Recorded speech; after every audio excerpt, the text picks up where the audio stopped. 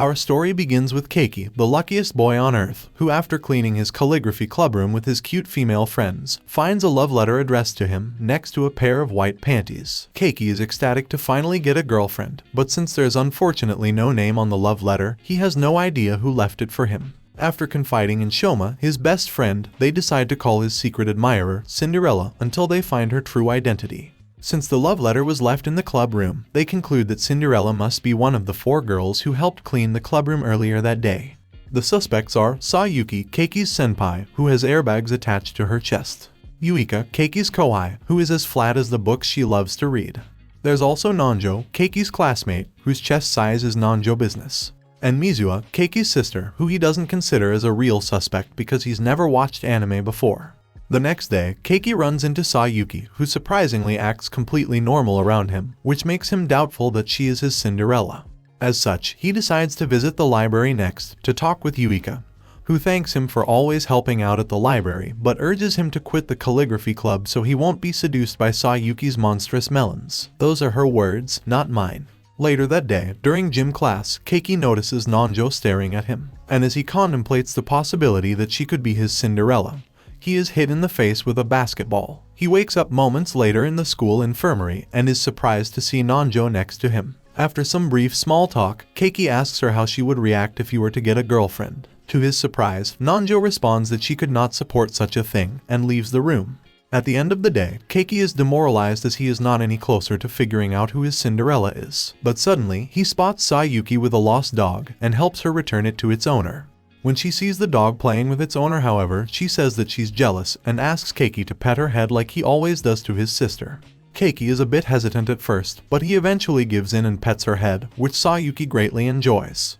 After returning home and talking about his day with Mizuha, Keiki becomes a little bit more certain that Sayuki is his Cinderella. But the next day at school, Keiki is shocked to find that Sayuki has begun avoiding him, and he can't seem to ever get a hold of her.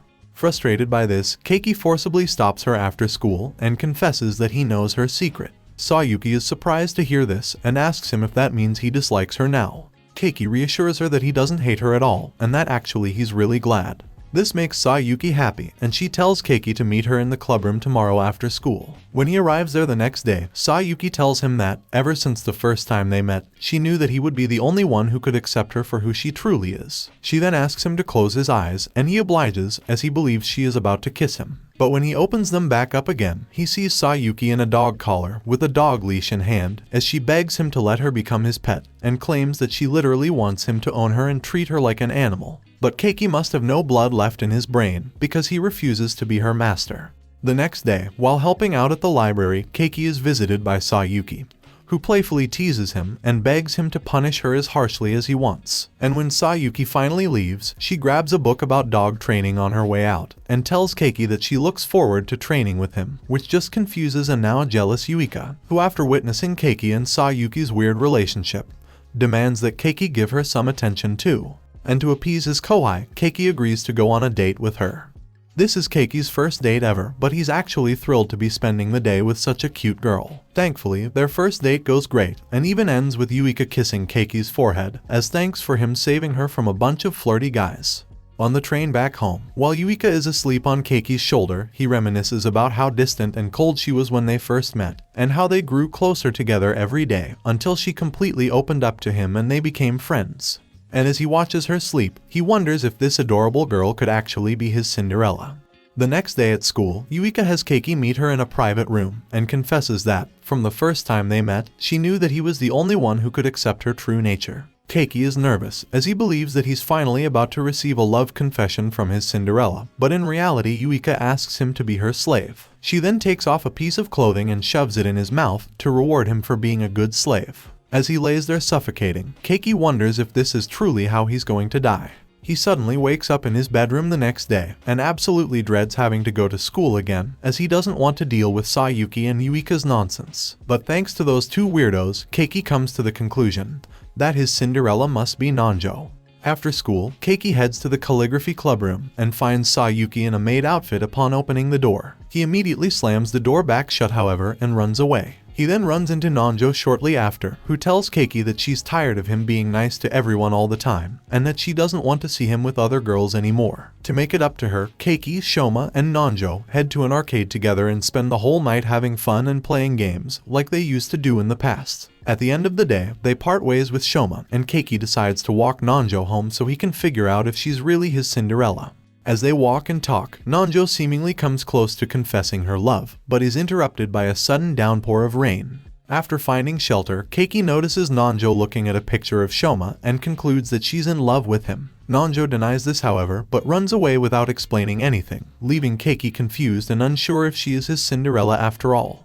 When he returns home, he gets the feeling that he somehow hurt Nanjo's feelings and is not sure how to make up for it. He decides to confront her the next day at school and apologizes for hurting her feelings by promising to do anything she wants. She leans in closer to him and asks him if he's truly serious about that. Seeing her reaction, Keiki is certain that she is his Cinderella and that she's about to confess her love to him. Nanjo then says that the only thing that would make her happy is if Keiki started dating Shoma, his best friend. It turns out that Nanjo is actually a popular manga artist who writes forbidden boy-on-boy fan fiction about Keiki and Shoma. Keiki, of course, refuses to partake in her wild fantasies, leaving Nanjo with no choice but to threaten that she will do everything in her power to make sure that Keiki never gets a girlfriend, as that would get in the way of her inspiration for her manga.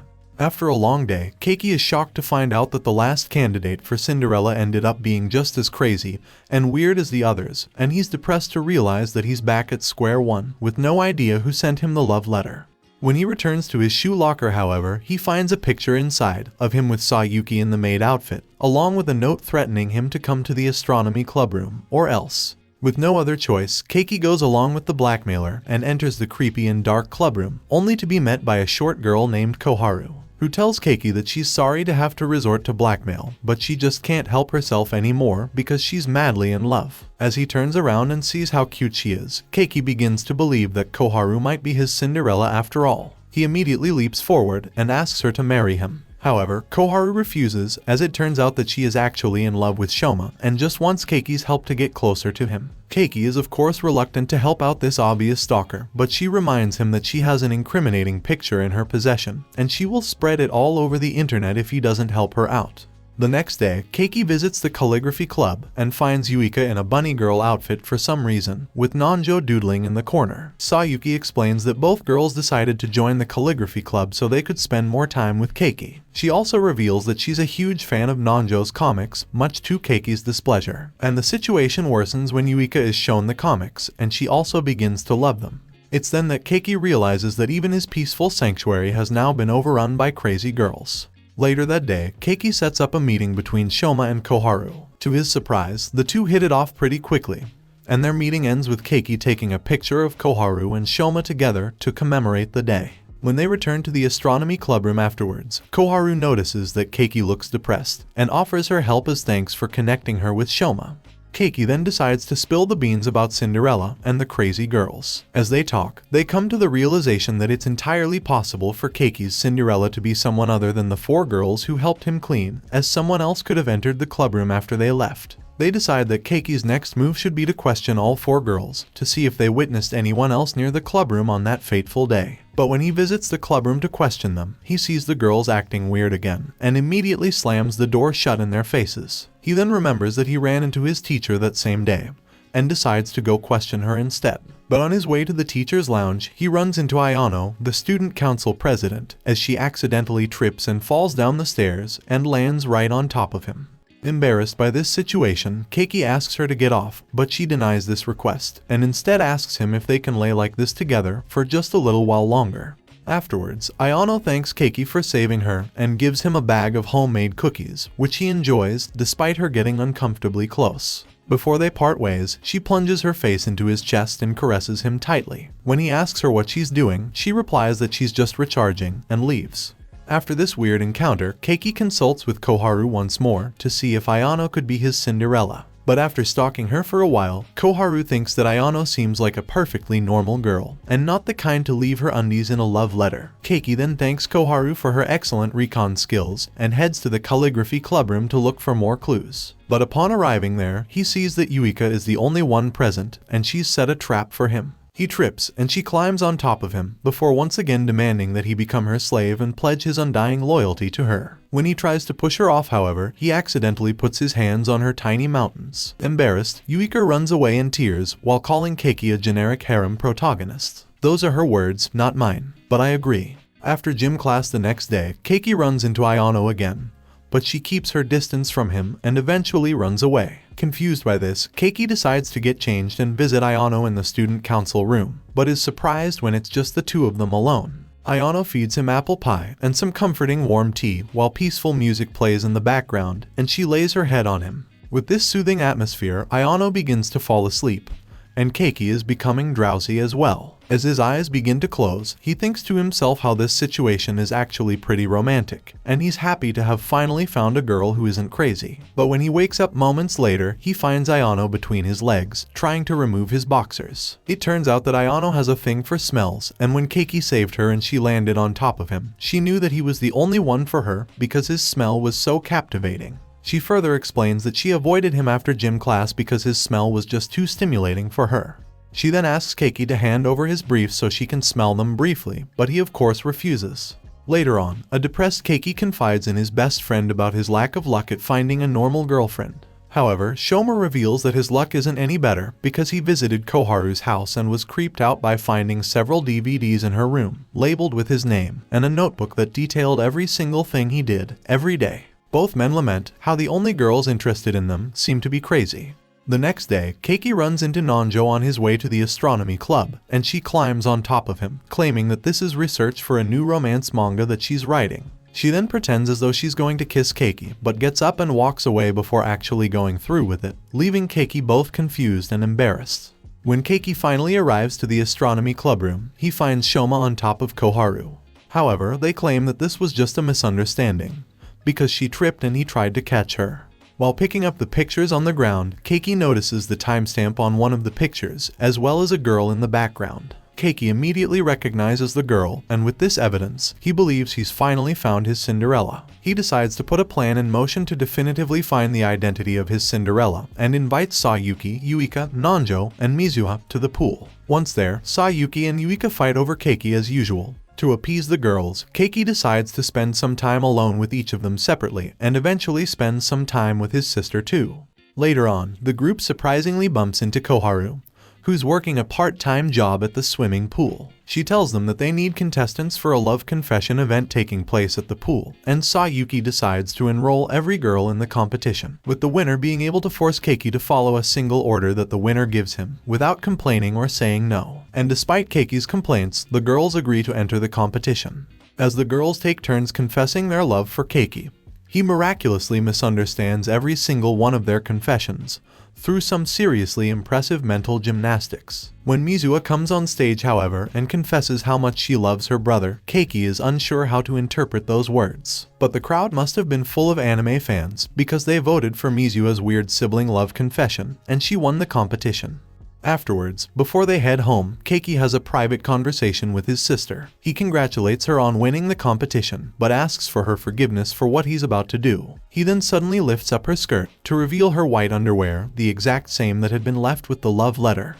Thanks to the picture, he had realized that Mizuha was actually his Cinderella all along, because he could see her in the picture wandering around school after she had supposedly left. Mizuha does not deny this and confesses that she truly does love him, and that she really enjoyed the mystery of being his Cinderella, since being chased by him made her feel loved and wanted. Keiki tells her that they can't be together, however, because they are brother and sister, but Mizuha reveals that they're not actually blood related. Despite this bombshell, Keiki still refuses to date her, so she asks him for his forgiveness for what she's about to do and kisses him. The next day, Keiki wakes up in his bed, feeling as though the events of the previous day were just a dream. But he realizes that it was indeed reality when Mizuha wakes up next to him and smooches him once more. She reiterates that it's not wrong for her to feel the way she does about her brother, but Keiki is simply overwhelmed and confused by all this. He decides to run away so he can have some time to think this through. He then calls his father, who confirms that Mizuha is not his biological sister, as she was actually adopted. Although he's still confused, Keiki decides to return home later that night. When he arrives home, he confronts Mizuha and asks her why she even loves him. Her answer makes him remember the first time they had met and became siblings, something he had conveniently forgotten. This was the moment Mizuho began to fall in love with Keiki. But as they embrace one another, Keiki is no longer confused about what he has to do. Just as he had promised her when they were kids that he would be her brother forever, Keiki decides that their relationship must continue as brother and sister and nothing more. After this, his life seemingly returns to normal, but Keiki is still not any closer to having a normal girlfriend like he desperately desires, which makes this a very relatable anime. Let me know in the comments section below if you predicted Cinderella's true identity, and as always, thanks for watching and I hope to see you all again in the next video.